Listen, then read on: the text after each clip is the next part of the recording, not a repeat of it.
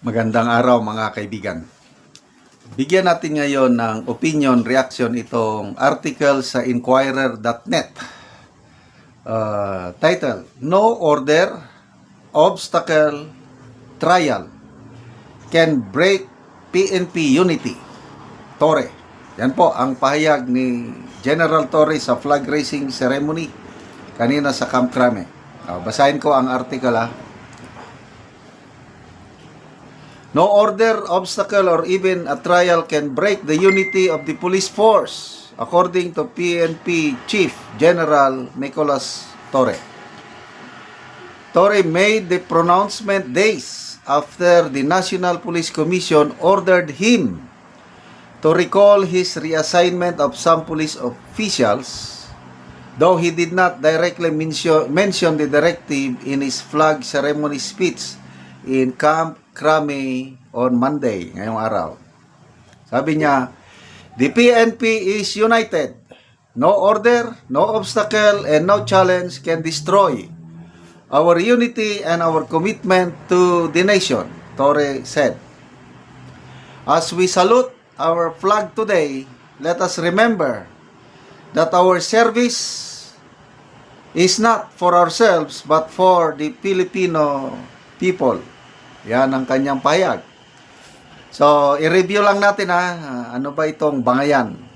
Turf war. Ang termino nito ng Billionario News Channel. Sabi, on August 14, NAPOLCOM issued its Resolution 2025-0531 instructing the PNP to reinstate Lieutenant General Melencio Nartates Jr. as the Deputy Chief for Administration and Lieutenant General Bernard Banac as Area Police Commander, Western Mindanao Commander. The directive would reverse an August 6 order from Torre appointing Nartates as the Area Police Commander, Western Mindanao, and Banac as the Deputy Chief for Administration, the PNP's second highest position. In response, ito na, yung statement. 18 chiefs of PNP regional offices expressed support for Torre as contained in a manifesto obtained by Inquirer.net.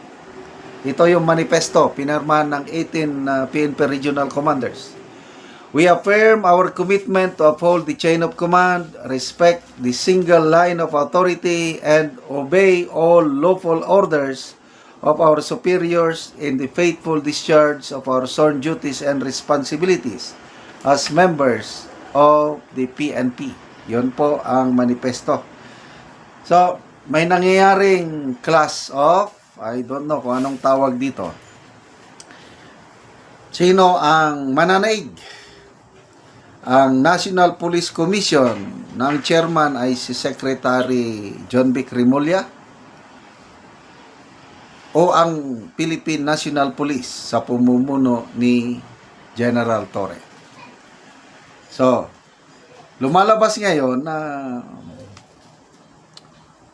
matibay ang paninindigan ng Philippine National Police na kung ano yung inilabas na order ng PNP noong August 6, yun na yun.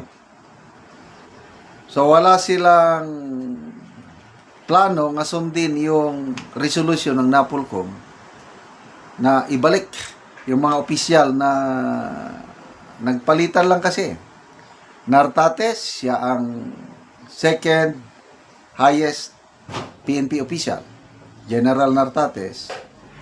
So, ni-reassign ni General Torre as Area Police Commander sa Western Mindanao. So, mas mababa.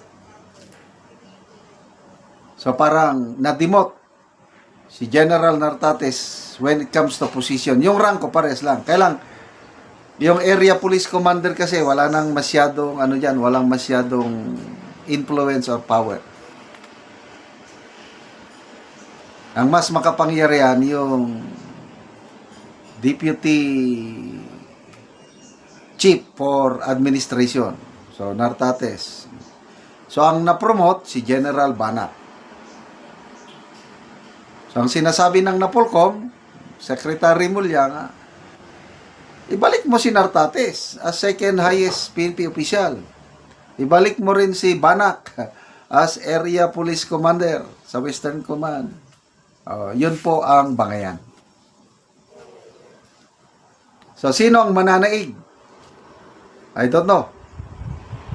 At wala pa akong naririnig na reaksyon ng National Police Commission, specifically Secretary Remulla tungkol dito. So, kung hindi ma-resolve ito, magbubunga ito ng question mark sa leadership ng PNP, relasyon ba with DILG Secretary and Napolcom. Sana ma-resolve ito. First time na nangyari ito. So, kung hindi ma-resolve, magpataasan ng ihi, sana ang Pangulo. So, dito na papasok yung leadership ng Pangulo. Sana, kung nagsalita ng Pangulo, yun na yun. Wala tahimik. Hindi pa siya nagsasalita. So, kailangan natin ngayon na yung PNP, yun nga, united. Kaya lang, lumalabas naman, kasi ang ng Napolcom, meron silang authority based sa batas. Mayroong batas na sinusunod nila na the National Police Commission has the power to review yung mga order ng PNP ganon, pwede nilang i-reverse. Nakalagay sa batas. Ayaw sundin ng PNP. So, ano nang mangyari sa bansa natin? Again, isingit ko lang ito, nakakalungkot na pangyayari. Dalawang Japanese national ang binaril ng riding in tandem sa Manila noong August 15. So, maapektuhan na naman ang image ng ating bansa, lalo na turismo. So, sana ang pagtuunan ng pansin ng DILG, Napolcom, ang PNP, paano mapanatili ang kaayusan, paano masigurado ang kaligtasan ng mamamayang Pilipino kasama na ang mga foreign nationals na bumibisita sa ating bansa. Okay, salamat mga kaibigan sa inyong pagsubaybay sa ating channel. Nakakatulong kayo ng malaki sa tribong Talandig ng Bukidnon dahil ang sweldo natin sa channel na ito is pantulong sa tribo.